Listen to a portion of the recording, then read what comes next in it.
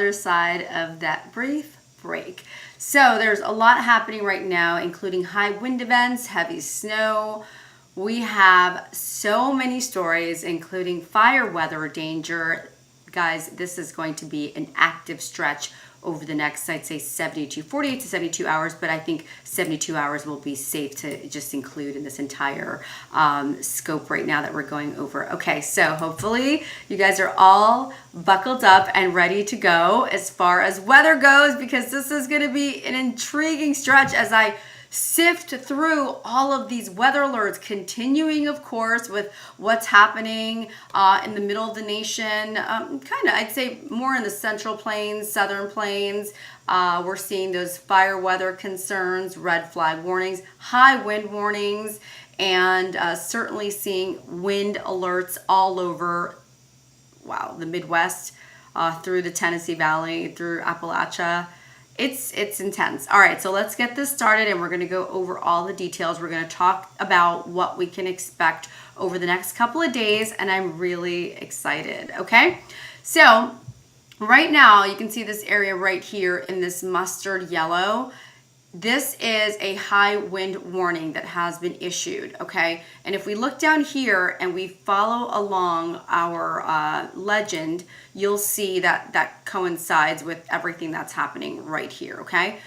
So this is going to coincide with that mustardy yellow, and we'll talk about why that's happening in just one moment as you and I together read what is going on. I'm going to go ahead and just shut this off for one moment, and then we're going to talk a little bit as I read this to you, okay? Thank you so much for joining me today, you guys. I hope you're all enjoying this work week, and wow, there's a lot going on politically.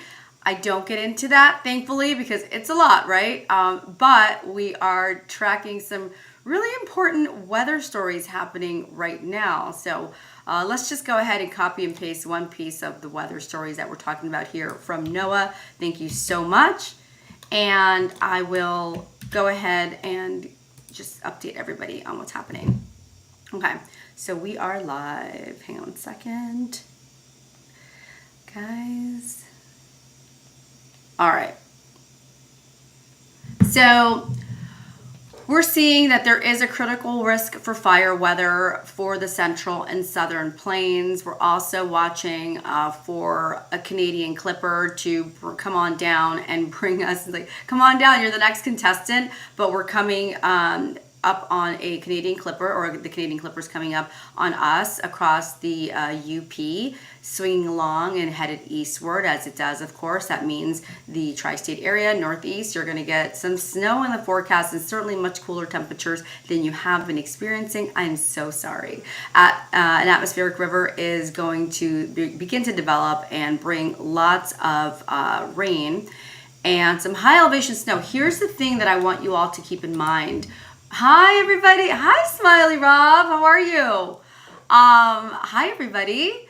So what's going to happen is my bigger concern, and I think this is due to the Connecticut River. You guys know I was a coxswain once upon a time, and so I know the river pretty well, especially from a rower's perspective. It is going to be pretty intense as we start to watch all of the snow melt, right? So with those temperatures that were a lot warmer, we did see some snow melt, and then we're going to see more snow make it and develop over the next couple of days, starting tomorrow through Saturday, and then tapering off on Sunday. But there's a lot to go over. So we've got this clipper that's going to impact the UP, Great Lakes region, and then cut across and certainly impact New England, if not the entire tri-state area, which we'll go over in a moment, okay? And then a prolonged period of temperatures that will be continuing through this upcoming weekend. I do want to read something to you. A rapidly intensifying low pressure system currently over the northern plains will advance quickly eastward through the Great Lakes tonight and Friday, bringing widespread high wind event and heavy snow. Heavy snow will set up especially to the north of the low, tracking and impacting portions of the upper Midwest, the UP, and the upper Great Lakes through Friday. Totals could reach up to 12 inches plus. All right, and we do have some light, moderate prefrontal snow showers expected across the high plains of Montana. I'd say this is where we diverged and went into down a completely different path here when it comes to weather. We have some high winds that could top out at 70, 80 miles per hour even. And we have, of course, the dry downsloping winds east of the Rockies. This would, of course, mean that anytime we're seeing that way, remember those winds heat up, and that, of course, could mean fire weather. All right. Hi to everybody who's joined us, no matter in the end. That's a good name. Interesting. Daniel, 2325429. Thank you for joining us. And yeah, we're definitely seeing some wild, spaces here and gaps in what type of weather we're seeing, right? So we're running the gamut here. So the system will continue eastward into the northeast by Friday night with moderate snowfall possible across upstate New York, as we just mentioned, and northern New England. I'm going to include southern New England as well with that. Another powerful system will begin to organize over the northern and central high plains on Saturday, which will bring a new swath of heavy snowfall to the northern mountains.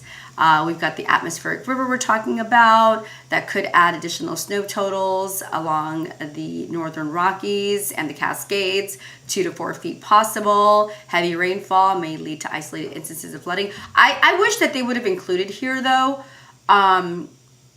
avalanche concerns.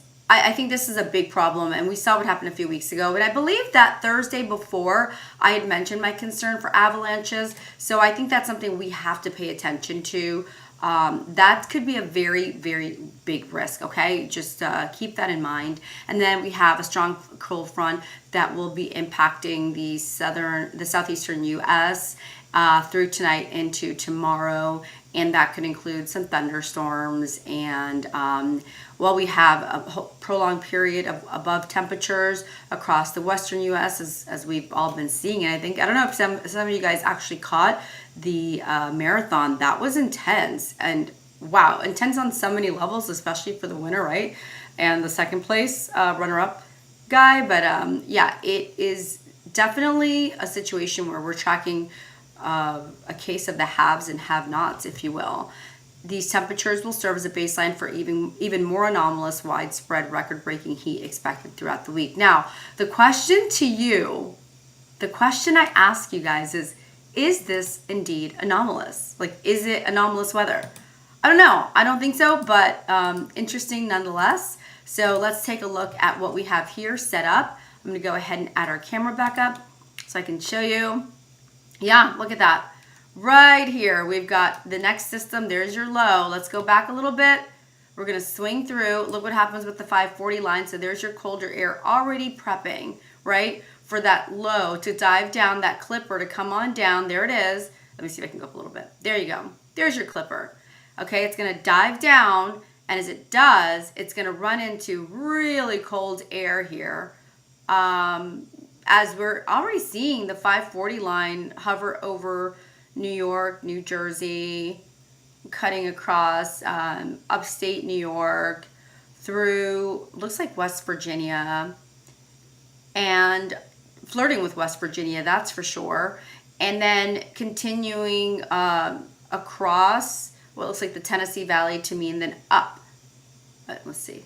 Let me go up a little bit. Can I see it? Well, yeah, Tennessee Valley. I was like from this angle right here, right? So we are definitely going to see this low area of low pressure dive down and encounter that cold air. So you all know precip that we see will likely change over, but we still will have to deal with the possibility of it melting again once it gets warm, just as we saw over the past couple days across the Northeast.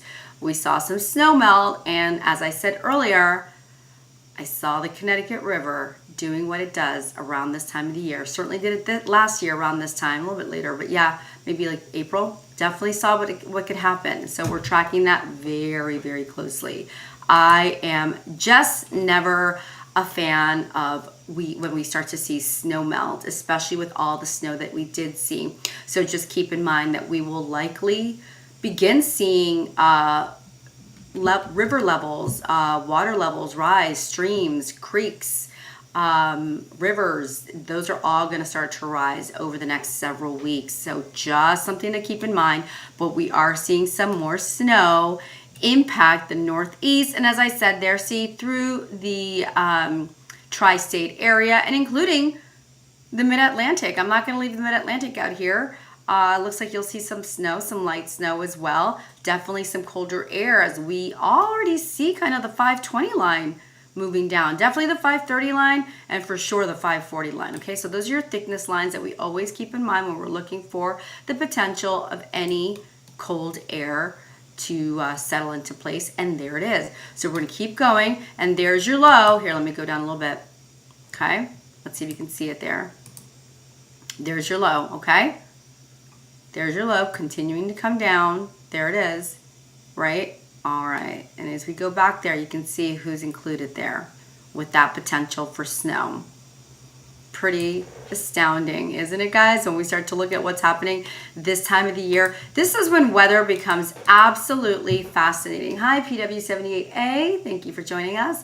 This is when weather becomes oh so fascinating, simply because this is where we start to see the need for hands-on, hour-by-hour hyperlocal forecasting. It gets so important simply because we've got to watch who's getting what. And as we move ahead past this upcoming weekend, we'll see that the 540 line still cuts across New Jersey through, it looks like Iowa. It looks like it continues across the northern portion of the nation, lower 48s, right? And then cuts across, looks like the Intermountain West, and then up through the Pacific Northwest. But remember, they're expecting more snow in the Pacific Northwest and the Northern Rockies. But looks like the Central Rockies could also get some light snow as well. And then we start to see another dip there. Look at what happens there. And this will be by Monday, March 16th. So again, we're watching a serious, divergence in what's happening with the weather across the Midwest and eastward. Now, for the West Coast, we're continuing to see above normal daily high temperatures. And as I move this out 240 hours, it's not until, wow, we're past 240 hours. We're going to have to keep an eye out there because that atmospheric river is really going to just stay flirting and hugging maybe the Northern California region, the Sierra Nevadas, let's see, and then continue across the northern plains and then migrate eastward there. But for now, that's a quick update that I'm bringing to you. I'm meteorologist Erika Martin. Weather with all things weather. And then coming up, I also have an etc. point. So you guys know I'm doing my weather etc. This is your weather update. And coming up, I have your etc. We're actually going to talk some climate talk. There, of course, have been several reports that we've been seeing regarding El Nino, regarding Enso neutral, and it's really important to touch on the Climate Prediction Center and their updates. So coming up in just a little bit, we're going to go over what the Climate Prediction Center is saying about El Nino, what I'm seeing here, and of course all the data that's headed in our direction as we really start to ramp up into, the spring season. But you all know that's always kind of a dicey time of the year when it comes to weather. Once again, I'm meteorologist Erika Martin, CBM, and I National Weather Service Ambassador, and making sure that you guys stay safe. And I'm excited to see you in just a bit, guys. Be safe. I'm going to go ahead and post this, all right? See ya.